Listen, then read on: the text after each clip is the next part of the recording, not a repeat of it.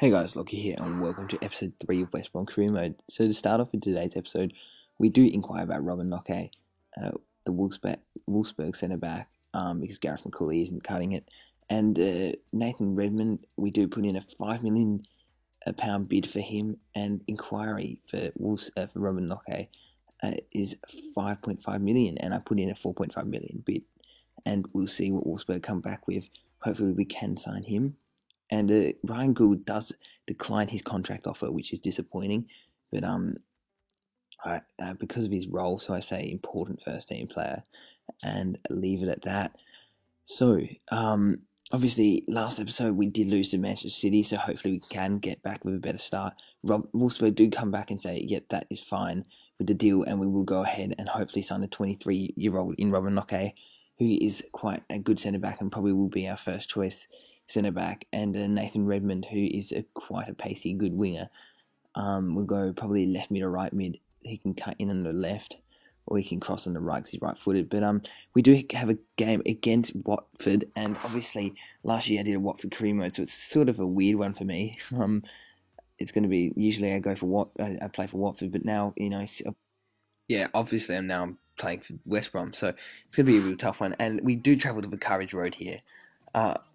Playing the newly promoted side, and well, it could be a cracker of a match really, because both teams may be in the relegation zone at the end of the season. Because look, I think it's actually, but we're looking for about 14th to 13th, and Burgess, who they signed from AZ, makes his debut, and so does James Chester, who we signed from Hull. So, for 2.1 million, but obviously that was done in real life. So yeah, it could be a good match here. As we look at Watford's side, they've got, Capoue, obviously Claudio Jacob, who they signed off us, so that could be interesting if he does a score. And Troy Deeney, obviously a legend in last year's career mode.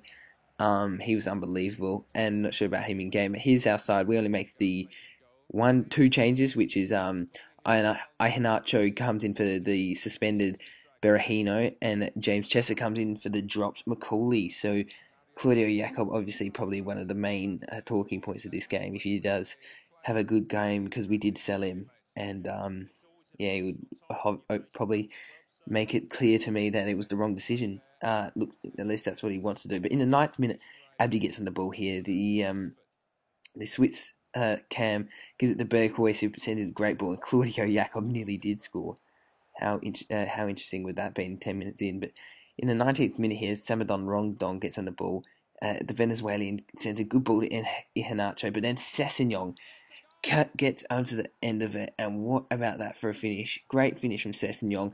He makes it 1-0 and gives us the lead for the first time this season. And it was a very nice finish. As you can see here, that was a great scoop turn from Rondon, and he sent through a good ball, but Sessegnon was going to latch onto it and put it into the corner, and yeah, not much the keeper could have done there, and it's 1-0 after 20 minutes. And in 43rd minute, not much had happened, but Berghuis gets onto the ball. He does really well to skip past, and then Lucas Romero.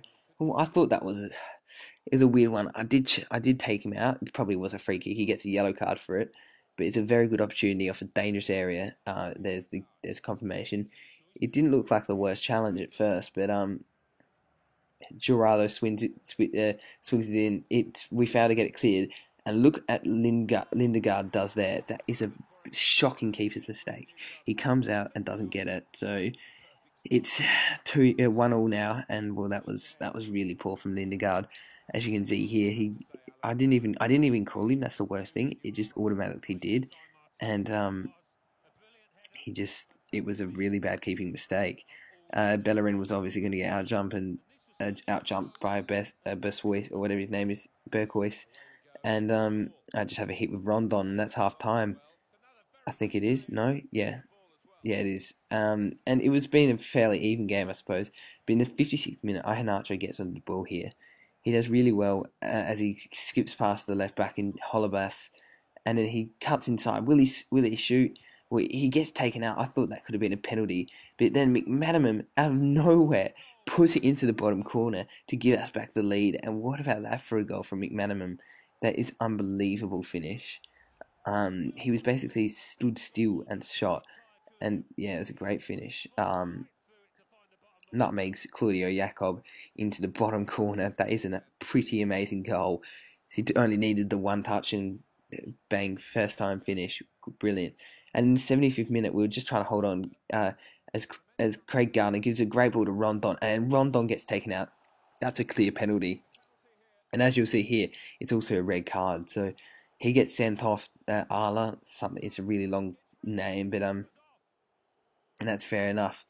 Gear, yeah, I'm not even going to attempt it. Number 34 for Watford does get sent off. He can have no excuses there. He did take out his legs. That was a great run from Rondon and a great ball from Craig Gardner. And well, that is a clear penalty. No complaints. And Gomez is going to come on. Will Rondon score his first goal for the club? Of course he will. That's a good penalty. And it's 3-1 and probably all over because they've obviously got the red card and Rondon with the goal and off the penalty spot, his first goal for the club, and that's obviously going to be a confidence booster. So, good penalty, and yeah, it's 3-1. And in the 87th minute, and they look for, as Beck always gets on the ball here, they do look for a way to get back into the match, and he has a shot, and it's a good save, and then we do clear it in the end. So, bit lucky there, but in the 90th minute, we're looking for another goal to really rub insult into the wounds. And look at Iheanacho does actually score a brilliant near post goal, and he scores his first goal for the club. So, well, everyone's scoring first goals for the club, and he's one of them. So, brilliant finish. McLean also scored his first goal for the club last week. Gets the assist there. That's a great turn from Iheanacho. And a good finish near post, and I'm ecstatic with this effort against Watford. They're not the worst side in the world, and Iheanacho played the strike force was brilliant. Sessegnon feels good in game, and I was very happy. Defense was a lot tighter. Maybe not amazing, but it was a lot better than against City. But I suppose we were playing Watford, not City. But still, it was definitely a good, solid win, and our first win of the season and first win for HD.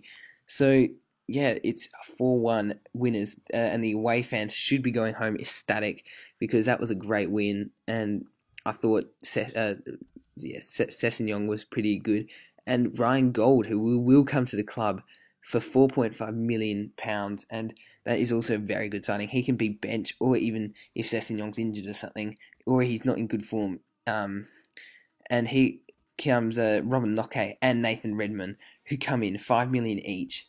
I think Robin Locke was 4.5 million, but that is two very good signings. And as you'll see here, the team does get edited because of this, because there's quite a few signings coming in, and we'll have a look at the team after. Berahino is going to come back in, obviously from the suspension.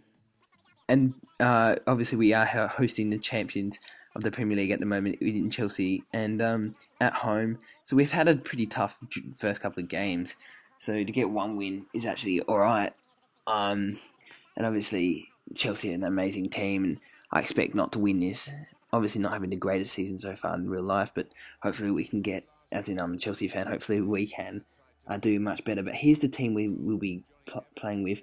Robin Locke makes his debut, and so does, and no one does, but no one else does. But Redmond goes on the bench, and so does Ryan Gold. And as you see, Chelsea's team, it's a weird one really, because Courtois, Ivanovic, Zuma, Aspilicueta, they're all normal players. And Mikel comes in for Matic. Charlie Masunda, the Belgium cam, Masonda, not Masunda, comes in for Eden Hazard. Like, what the hell?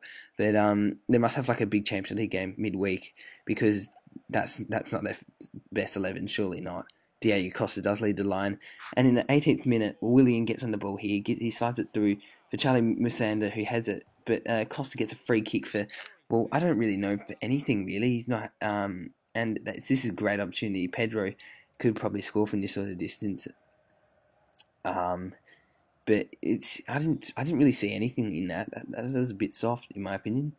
But it's a good opportunity, and as Pedro shoots it, it's cleared off the line by Johnny Evans, and we do get it clear in the end. So we're holding on for the first 20 minutes, and the defence looked alright so far. But in the 41st minute, Johnny Evans does get turned, and Diego Costa does hit the bar, and remains 0-0 and 8 shots to 0. So it's been domination from the London side. But Diego Costa nearly does score there, and we don't get it clear yet again. Pedro gets on the ball here. The Spanish player crosses in, and look at this for a strike from John Obi Mikel of all people. He's only scored one Premier League goal in his career, but gee, he wanted to make it two because that was an unbelievable effort.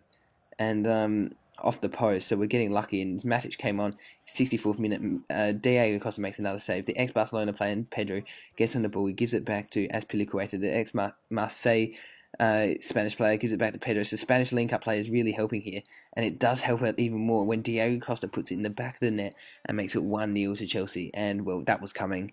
I was pretty happy with how the boys defended, and well, we didn't really have a single shot.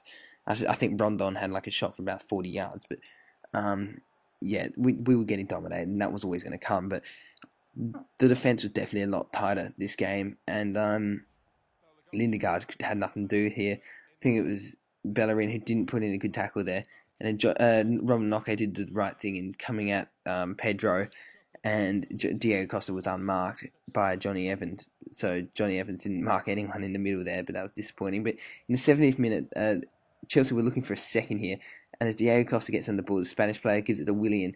The South American gives it back to Ramirez, and at last goal, it was the Spanish link-up player. This time, it's the Brazilian link-up player. So yeah, it's 2-0 for Chelsea. Ramirez with a classy finish, and Willian with a great ball into the middle. He shushes us, which shushes the camera at least. I don't know what for, unless he's been under pressure. But good finish there from Ramirez, and it's 2-0 and basically game over because we're not coming back from this. We've barely had a shot. So disappointing, but look, Eden Hazard has a free kick. Look, I didn't expect us to win this. So and as Eden Hazard has a free kick, hits the bar. So that's a woodwork 3 times for Chelsea, and Ramirez's shot went over the bar, or maybe it's Charlie Masunda.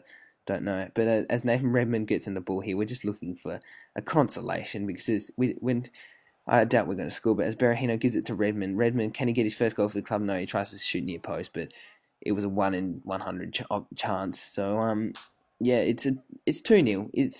It's better than 4-1, I suppose, when we lost to City. And as you can see here, that is how it will end. They dominated us, and I'm not really surprised we lost. But this is coming to the end of the episode. So far this season, 1 win in 3 games. I'm pretty happy with that. That's for the teams we've played. That's pretty good. So if you did enjoy this, please do leave a like and subscribe if you're new to the channel. It really helped me out, and thank you very much for watching. And I'll see you for episode number 4 very soon.